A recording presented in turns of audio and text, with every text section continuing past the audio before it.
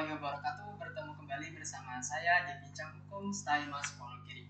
Kali ini kita akan membahas mengenai pentingnya kesadaran hukum dalam bermasyarakat dan bernegara. Mengapa sih kesadaran hukum itu sangat penting dan sangat diperlukan dalam bermasyarakat, dan apa sih sebenarnya pengertian dari kesadaran hukum itu sendiri? Kali ini saya akan membahasnya bersama seorang narasumber yang telah hadir di studio KPI Style Mas Wonogiri, yakni Ibu Ruslina Dwi Wahyuni SOS MAP. Terima kasih Bu Lina telah berkenan hadir pada kesempatan Bincang Hukum kali ini. Bagaimana kabarnya Ibu?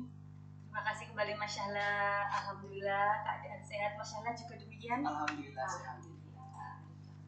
Mungkin Ibu bisa menyapa sedikit kepada sahabat Style Mas semuanya. Baik, terima kasih atas waktunya. Assalamualaikum warahmatullahi wabarakatuh. Selamat siang sahabat Style Mas semuanya. Apa kabar hari ini? Semoga hari ini selalu dalam keadaan sehat walafiat tanpa halangan suatu apapun. Sahabat Style Mas semuanya, kita sekarang sudah menginjak di bulan suci Ramadan. Semoga teman-teman sahabat Style Mas semuanya tetap produktif, tetap aktif, tetap semangat di bulan suci Ramadan ini. Semangat menjalankan ibadah puasa, dan saya ucapkan selamat menjalankan ibadah puasa bagi yang sedang menjalankan. Kita tetap semangat menjalani hari-hari, tidak ada halangan untuk melakukan produktivitas apapun. Cukup Ibu? Cukup. Oke. Apa sih Bu, tadi kan temanya pentingnya kesadaran hukum dalam bermasyarakat dan bernegara ya Bu. Pengertian tentang sadar hukum itu apa?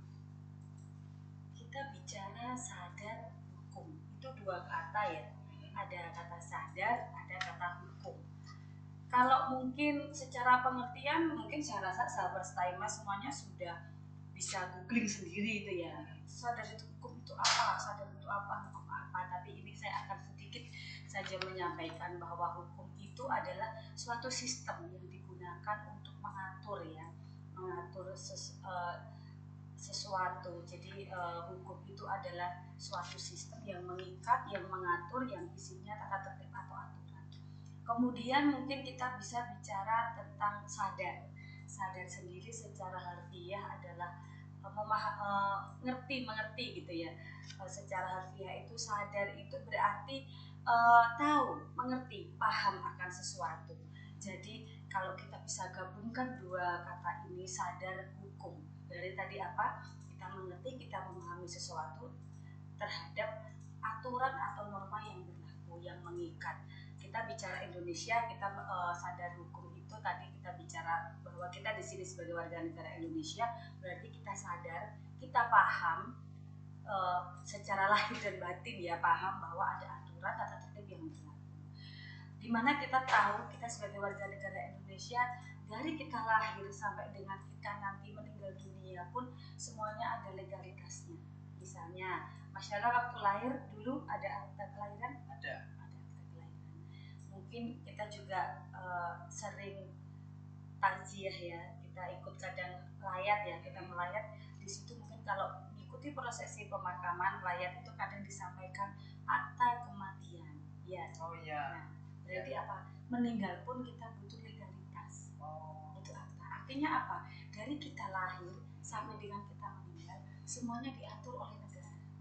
Berarti apalagi ketika kita sedang menjalankan aktivitas, jika kita sedang menjalankan aktivitas kita sehari-hari, kita sebagai manusia yang hidup, otomatis banyak sekali aturan atau segala hal yang diatur oleh negara.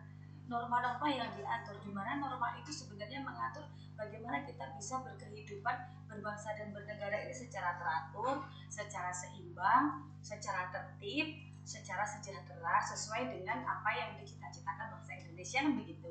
Makanya itu perlunya kita sadar hukum, karena memang kita harus menyadari segala aturan yang berlaku itu untuk mengatur kita sebagai warga negara Indonesia untuk berperilaku yang sesuai dengan norma-norma dan tata tertib yang berlaku, di mana kita menjalankan hak dan kewajiban sesuai dengan apa yang seharusnya kita lakukan dan seharusnya kita terima gitu. Jadi kita biar seimbang gitu, kita sebagai makhluk individu dan juga sebagai makhluk sosial, di mana kita hidup berdampingan dengan masyarakat yang lain. Di situ kita harus bisa saling menghargai, saling menghormati, kita bisa mematuhi aturan, karena aturan itu dibentuk, dibuat itu kan untuk mengatur antara manusia yang satu dengan yang lainnya, antara hal yang satu dengan yang lainnya, biar semuanya bisa berjalan seiring seirama, berjalan dengan tertib dan baik. Begitu. Oke, baik Ibu.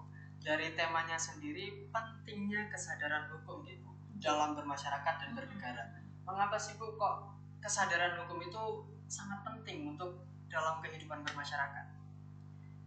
Sangat penting sekali ya, karena memang seperti tadi saya sampaikan, kenapa kok sadar hukum itu penting. Tadi saya sampaikan kalau ketika sadar kan kita memahami itu bukan berarti jadi begini, kita bisa ambil contoh. Kadang orang melakukan sesuatu yang itu melanggar hukum, belum tentu orang itu sebenarnya sengaja melanggar hukum. Jadi bukan karena saya tahu aturan tapi saya melanggar, bukan, tapi karena memang dia tidak paham bahwa itu ada aturannya. Misalnya banyak hal seperti kalau begini, sadar, saya bisa ambil contoh kayak tata tertib berlalu lintas itu ada memakai helm ya. Memakai helm itu kalau kita sadari secara batin juga, secara lahir batin bahwa sadar tata tertib hukum berlalu lintas dengan berkendara memakai helm, berkendara di usia 17 tahun, mendapatkan SIM di usia yang seharusnya, itu karena apa? Kalau kita memakai helm, setidaknya bisa meminimalisir adanya resiko ketika terjadi kecelakaan. Misalnya ketika jatuh atau ada kecelakaan apapun, itu nanti meminimalisir resiko. Bukan karena ketika ada helm itu karena takut ada polisi kan gitu ya. Bukan, tapi karena itu dibuat itu untuk keselamatan Anda. Kalau kita paham, coba kalau mohon maaf kita jatuh dengan memakai helm, kalau jatuh dengan tidak memakai helm, otomatis kan benturannya kan beda. Ya, benturannya beda itu karena apa? Ketika jatuh memakai helm, ada pengamanannya di kepala. Tapi ketika jatuh langsung ini terbentur ke aspal gitu, alangkah betapa dampaknya luar biasa. Itu kan untuk mengatur kita sebenarnya, untuk keselamatan Anda sebagai pengendara, untuk keselamatan Anda biar bisa tetap aman dan safety gitu ya. Tetapi kan kalau orang yang tidak paham, aku mau pakai helm karena ada polisi, bukan gitu. Kalau kita sadar aku mau pakai helm karena aku ingin selamat berkendara, kan begitu. Itu salah. Makanya pentingnya kita tuh paham, kita sadar akan hukum itu gitu. Ada aturan yang berlaku. Contoh lain juga di sesi yang di mungkin aturan yang lain, misalnya ada undang-undang pernikahan begitu saja. Undang-undang pernikahan itu kan mengatur minimal usia menikah. Kenapa kok diatur minimal usia menikah? Itu sebenarnya ingin mengatur ada syarat untuk menikah itu kan sudah siap lahir batin, artinya secara lahir, secara emosionalnya, secara nanti dalam sudah bisa untuk mencari nafkah, dari sisi kondisi biologis pasangan itu gitu. Jadi itu artinya paham berarti memang diatur oleh negara itu ingin ketika nanti kehidupan bernegaranya itu berjalan dengan baik sesuai dengan idealnya. Namun kadang banyak masyarakat yang mohon maaf itu kurang paham tentang kesadaran hukum itu sendiri. Baik, jadi hukum itu sendiri juga melindungi diri sendiri gitu ya. Yeah. Juga menyelamatkan diri sendiri. Contohnya penggunaan helm ketika berkendara seperti itu. Iya. Oke, baik sahabat Staymas semuanya, kita akan jeda sejenak. Tetap di YouTube Staymas Forum.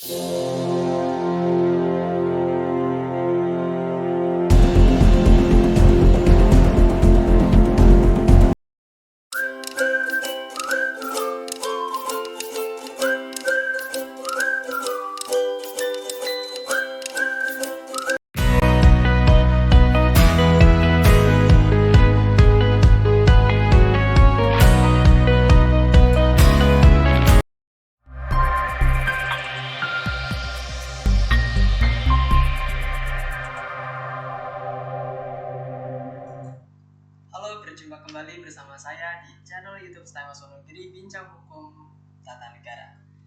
Oke, baik Ibu Nina, pertanyaan yang selanjutnya, langkah apa saja yang bisa kita lakukan untuk meningkatkan kesadaran hukum dalam bermasyarakat dan bernegara? Apa saja nih Bu upaya-upaya yang bisa dilakukan oleh masyarakat luas khususnya umumnya agar bisa meningkatkan kesadaran hukumnya seperti itu? Langkahnya ya mungkin kita lebih kepada pengetahuan tentang sadar hukum sendiri ya, pengetahuan tentang hukum itu sendiri. Terkadang kan masyarakat itu kan begini, mungkin tidak sadar bahwa itu hukum itu dibuat itu untuk mengatur, untuk bisa biar bisa memberikan arahan yang baik, untuk bisa mengatur tingkah laku yang baik itu kan kita harus pahamkan dulu bagaimana untuk bisa memahami kenapa sih hukum itu ada, kenapa sih aturan itu ada. Tidak usah jauh-jauh, kalau kita bisa bicara aturan di rumah begitu saja, aturan di rumah secara ini ya, aturan di rumah bahwa anak sekolah, kalau ada orang tua anak sekolah tidak boleh main lebih dari jam sekian misalnya, itu kan sudah aturan ya. Artinya apa? Orang tua pun mengatur anaknya biar anaknya bisa, oh berarti anak sekolah itu ya harus banyak belajar, jangan banyak bermain agar menyadari waktu. Artinya apa? Berarti segala sesuatu itu kan mengatur itu ada maksudnya. Maksudnya adalah untuk keteraturan, untuk semuanya bisa berjalan dengan baik. Apalagi kalau kita bicara hukum itu kan diatur oleh negara. Itu ketika kita berbicara itu kita harus sadar dulu, kita harus paham dulu gitu. Jadi paham itu penting, dan memahamkan masyarakat itu sebenarnya bukan hal yang mudah sebenarnya ya, karena kan kita juga ada yang mungkin masih ada hukum adat, ada hukum yang berlaku, dan itu masyarakat sendiri mungkin banyak mungkin masyarakat yang masih belum menyadari akan pentingnya kesadaran hukum itu sendiri, bahwa kenapa kok itu bisa dibuat seperti itu. Misalnya tidak usah jauh-jauh, kayak kita juga ada aturan di sekolah, misalnya masuk jam berapa, pulang jam berapa, istirahat jam berapa. Itu kan diatur untuk bisa mengatur polanya, pola pendidikan belajarnya, pola kegiatan belajar mengajarnya kan begitu. Kemudian ada hukum atau aturan yang berlaku di lingkungan, misalnya tidak usah jauh-jauh juga di RT gitu aja ya, ada lingkungan RT itu bahwa kalau berkunjung lebih dari 1 kali 24 jam harus melapor ketua RT. Itu kan sebenarnya untuk meminimalisir resiko-resiko yang nanti dikhawatirkan akan berdampak tidak baik. Misalnya ternyata ada kalau zaman dulu di Wonogiri itu masih marak pernah itu harus melapor karena indikasi adanya pelarian terorisme, tamu yang tidak diundang atau tidak dikenal, tidak tahu dari mana asalnya. Kalau kita tidak melapor ternyata itu adalah tempat persembunyian kayak gitu. Kan sebenarnya itu meminimalisir resiko-resiko yang ada. Kemudian ada pernah kasus saya pernah mendengar di daerah mana itu ada tamu yang menginap tidak lapor RT, ngakunya saudaranya siapa, ternyata setelah 2 hari ternyata dia ditipu terus kehilangan barang berharga kayak gitu-gitu loh. Jadi kan sebenarnya aturan-aturan itu ada kan untuk mengatur kita biar semuanya bisa berjalan dengan baik, paham akan hak dan kewajibannya. Misalnya juga untuk memahami bahwa apa yang boleh dilakukan dan tidak dilakukan. Misalnya kalau saya melakukan ini terhadap orang lain akan berdampak apa, akan berakibat apa. Misalnya mencuri, mengambil hak orang lain kan, yang bukan haknya kan, berdampak apa? Kena hukuman, kena apa? Artinya apa? Itu bukan hakmu kok kamu ambil kan gitu. Sehingga kan tahu akan hak dan kewajiban. Misalnya juga banyak perilaku-perilaku di masyarakat yang itu bisa jika masyarakat paham akan haknya seperti apa, kewajibannya seperti apa, tidak tumpang tindih, dan mereka akan memahami itu, alangkah bisa berjalan dengan baik tata tertib di Indonesia ini bisa berlaku gitu. Oke. Apa saja sih Bu faktor-faktor yang mempengaruhi tentang kesadaran hukum? Faktor-faktor yang mempengaruhi tentang kesadaran hukum? Iya. Kalau saya sih ada 2 faktor ya. Pengetahuan tentang kesadaran hukum itu sendiri dan ketaatan masyarakat akan sadar hukum itu sendiri. Pengetahuan tadi saya bilang paham ya. Pengetahuan itu bagaimana masyarakat itu bisa tahu bahwa aturan yang berlaku ini untuk berperilaku, peraturan yang seharusnya ada itu untuk dilaksanakan dengan baik. Untuk kan kita paham ya, kita paham dulu baru kita bisa melaksanakan. Kemudian ada ketaatan terhadap hukum itu sendiri. Kayak tadi saya sampaikan, seperti kita tahu, kita paham, oh ternyata kayak tata tertib berlalu lintas harus memakai helm. Nah, ketika berkendara sepeda motor, oh berarti itu untuk mengatur biar saya aman ketika saya berkendara. Oh ya sudah, berarti saya harus taat.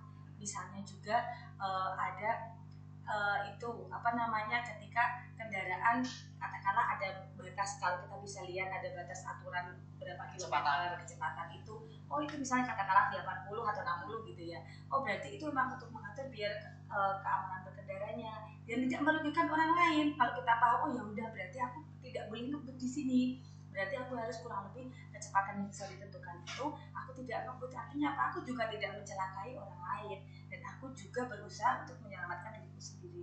Tapi kan terkadang orang, mohon maaf, kalau tidak paham, justru yang penting aku cepat aja kayak gitu.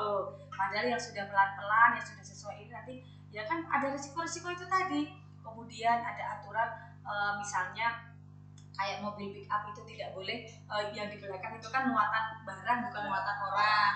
Tapi kadang orang nekat dengan muatan orang, sehingga ketika terjadi kecelakaan ada resiko-resiko itu, sehingga apa, yang rugi tidak dirinya sendiri tapi juga merugikan orang lain. Berarti paham itu penting. Setelah paham tentunya kita harus mentaatinya, itu juga sangat penting, sehingga juga menghargai kalau aku berperilaku demikian, aku juga selain merugikan diriku sendiri merugikan orang lain juga yang kena dampak atas perilakuku. Itu lebih kepada itu sih kalau saya. Oke, baik, terima kasih Bu Lina. Kita akan jeda sejenak, tetap di channel YouTube Stay Mas.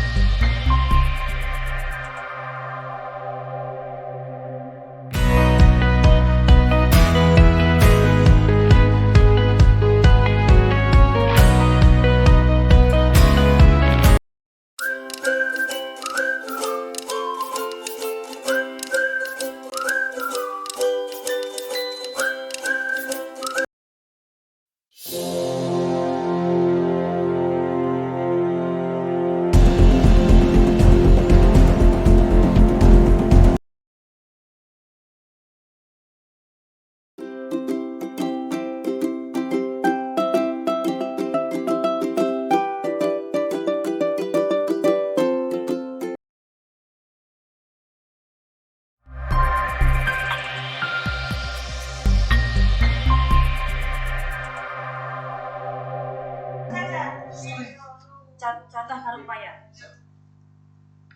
Assalamualaikum warahmatullahi wabarakatuh. Jumpa kembali bersama kami di channel YouTube Stay Mas Wonogiri Bincang Hukum. Mungkin ada sedikit yang ingin ditambahkan untuk Ibu Lina terkait contoh ataupun upaya-upaya tentang kesadaran hukum dalam bermasyarakat dan bernegara. Oke, contoh ya. Contoh tadi sudah banyak ya saya contohkan. Contoh lagi mungkin contoh kecil saja. Ini mungkin kalau sahabat Stay Mas menyadari loh, ini harus sadar ya bahwa contoh ada larangan membuang sampah misalnya begitu. Dilarang membuang sampah di tempat ini misalnya begitu. Kalau orang yang sadar, kenapa kok dilarang membuang sampah, ya memang membuang sampah itu misalnya apa namanya, kita tahu bahwa itu tidak baik karena apa, merusak lingkungan, merusak pemandangan, juga bisa banyak jadi faktor-faktor penyakit ya. Sekarang kalau kotor di mana-mana kan menarik banyak ini ya, kuman-kuman penyakit itu. Tapi kalau orang yang tidak menyadari itu, otomatis ya sudah, malas di sana di sini aja kan gitu. Nah, padahal dampaknya itu kan mengatur Anda biar apa? Kalau bersih lingkungannya kan dipandang enak, jenengan juga sehat, udaranya bersih kan begitu. Jadi salah satu contoh kecil saja, apalagi seandainya semuanya menyadari itu, tentunya itu sungai-sungai di sana yang kemarin itu banyak terdampak itu kita tahu, bahkan waktu pembersihan sungai aja sekian banyak, ada segala macam dari sampah plastik dan itu segala macamnya, masya Allah. Itu kenapa sih, itu kan kesadaran kecil ya, itu saya rasa semua masyarakat itu harus paham itu kan contoh kecil ya, gak usah muluk-muluk lah, sadar hukum, patuh pada peraturan yang berlaku. Sampah itu aja, terkait masalah sampah kita sadar untuk membuang sampah pada tempatnya. Sekarang kan sudah banyak ya, ada banyak ini untuk mengolah sampah gitu ya. Berarti apa? Sampah itu kan permasalahan yang serius di masyarakat. Artinya semakin kita bertambah kehidupannya, bertambah penduduk, bertambah aktivitas, itu kan sampah-sampah kan gimana membuang sampah. Kalau setiap hari katakanlah satu hari saya saja sekarang misalnya saya beli minuman apa atau berapa, itu sudah banyak plastik itu baru saya, padahal belum, masya Allah, belum siapa-siapa, belum semua di warga negara Indonesia dalam 1 hari sudah berapa. Kalau semuanya bisa bijaksana, bisa paham akan kesadaran untuk mengolah, untuk membuang sampah pada tempatnya, tentunya itu akan menjadi Indonesia yang bersih, meminimalisir risiko-risiko yang ada itu tadi. Kemudian kayak tadi sadar terkait bahaya untuk bisa tertib berlalu lintas, mungkin sadar hukum terkait banyak hal lah. Itu intinya sebenarnya kan hukum itu diatur, mengatur untuk ketertiban bernegara, kehidupan berbangsa dan bernegara. Kemudian upaya-upayanya itu tadi juga ingin upayanya ya. Upayanya sih banyak sih, kalau saya lebih kepada kembali hal kecil adalah di lingkungan keluarga kita sendiri. Dari lingkungan keluarga kita paham hak dan kewajiban kita di dalam keluarga, hak sebagai anak, mungkin hak sebagai kakak atau hak sebagai adik, atau dan nanti akan berkembang hak sebagai mahasiswa. Hak sebagai itu kan hak, juga kewajibannya sebagai anak, kewajibannya sebagai mahasiswa, kewajibannya sebagai warga negara Indonesia. Nah, di situ dimulai dari lingkungan terkecil, dari keluarga. Saya juga misalnya hak dan kewajiban saya sebagai seorang ibu, seorang istri, seorang dosen, dan artinya apa? Jika semua posisi bisa menempatkan hak dan kewajibannya sesuai dengan apa yang seharusnya, insya Allah kehidupan tata tertib, kesadaran akan kehidupan berbangsa dan bernegara, kesadaran hukum itu akan berjalan dengan baik pastinya. Terima kasih Bu Lina. Iya. Mungkin ini sudah masuk ke segmen terakhir kita ya. Oh iya, boleh. Boleh berikan sedikit closing statement untuk perbincangan kita kali ini. Silakan.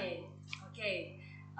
Untuk kesadaran hukum itu sendiri sebenarnya kita ada banyak hal yang bisa kita lakukan ya. Bisa dengan tindakan, misalnya tindakan itu kalau ada yang melanggar hukum, ada penindakan, ada efek jerah, sehingga orang bisa menjauh dari pelanggaran hukum, bisa memahami kenapa kok ada aturan itu. Kemudian bisa dari pendidikan lingkungan yang terbaik ya, maksudnya lingkungan yang bisa salah satu sebagai media untuk menyampaikan pentingnya paham tentang kesadaran tata tertib dan aturan itu di lingkungan pendidikan. Kemudian juga perlu adanya kampanye seperti ini, kita kampanye kesadaran hukum gitu ya, kita mengkampanyekan bahwa kita harus sadar tentang adanya aturan, kita paham akan adanya aturan, dan kita taat akan adanya aturan. Kemudian pentingnya pendidikan dan pemahaman tentang kesadaran hukum itu dapat menegakkan sebuah keadilan, ketertiban, kesejahteraan, dan keteraturan dalam kehidupan berbangsa dan bernegara, sehingga terwujudlah Indonesia yang sejahtera. Oke, sudah Ibu, cukup? Sudah, semoga bisa bermanfaat ya. Saya mohon maaf jika banyak salah kata, banyak hal yang kurang berkenan, semoga bisa dimaafkan. Jika banyak hal yang kurang baik, tolong abaikan saja. Jika ada yang bermanfaat, silahkan diambil. Terima kasih Bu Lina, semoga sehat selalu. Amin. Sama. Terima kasih juga kepada sahabat Stayma semuanya yang telah menyaksikan segmen bincang hukum kali ini bersama kita pada hari ini. Terima kasih telah menyaksikan sampai selesai. Oke, baik.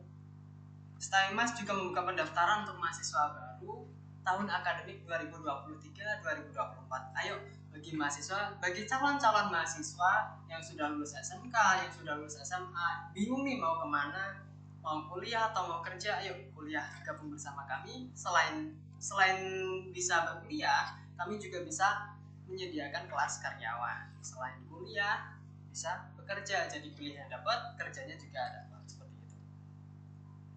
Oh ya, YouTube Staymas Wonogiri juga mempunyai program khusus di bulan Ramadan kali ini. Yuk, jangan lupa saksikan program khususnya. Seperti itu, Ibu. Jika teman-teman suka dengan video ini, jangan lupa like, comment, share, dan subscribe channel YouTube kami. Channel YouTube Staymas Wonogiri, agar channel YouTube Staymas Wonogiri bisa lebih berkembang dan bermanfaat bagi semua orang. Terima kasih, saya Syahla dan narasumber kita Ibu Lina. Pamit undur diri, dan juga kru yang bertugas pamit undur diri. Wassalamualaikum warahmatullahi wabarakatuh. Selamat menjalankan ibadah puasa. Selamat menjalankan ibadah puasa. Dadah. Terima kasih Bu Lina. Sama-sama, Mas Syahla. Semoga sehat selalu.